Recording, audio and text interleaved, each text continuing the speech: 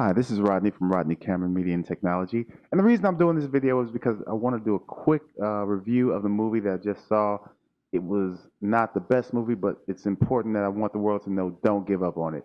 The movie is called The Dark Tower. It's by Stephen King. I'm a big Stephen King fan, and I've watched most of his movies. I've read all of his books. Stephen King is a very cerebral writer. He goes very deep into the characters' minds and what they're thinking and their background, like most writers do, but most more so in his books. His books can tend to kind of be indulgent on that aspect, and that's where most of his movies fail because they can't copy that into the movie format. In the movie format, what ends up happening is it just seems to drag. So most Stephen King movies, even though I watch them, they're not that good because they do tend to drag because of that. I think what they've done with this movie, The Dark Tower, is they've tried to fix that.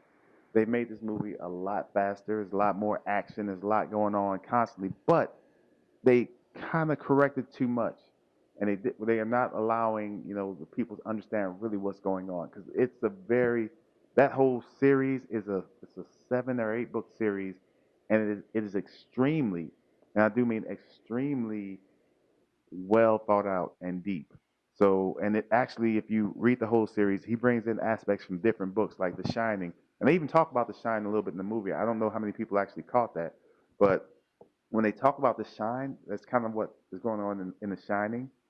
So he's bringing in all the aspects of all these different books and everything into this series. So I want to ask Stephen King and whoever's making these movies, don't give up on them yet. Okay, don't give up on them. You auto corrected, but you corrected a little bit too much.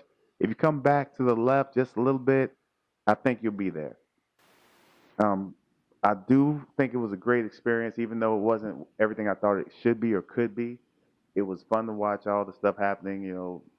Idris Elba is a great actor. The guy who played Jake, the kid, is a great actor. And of course, the guy who played the bad guy, the Man in Black, is a great actor as well. I can't remember his name right now. So be it. But don't give up on don't give up on the Dark Tower, please.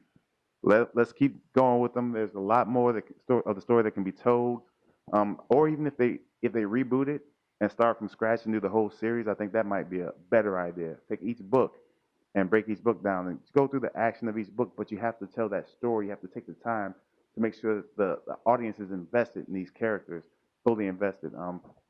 So yeah, I don't think a lot of people have been beating this movie up. I'm going to go the opposite way. I'm not going to beat it up. I think it's a good movie, not as good as it could be, but it's a good way to spend an hour and a half. It's not that long.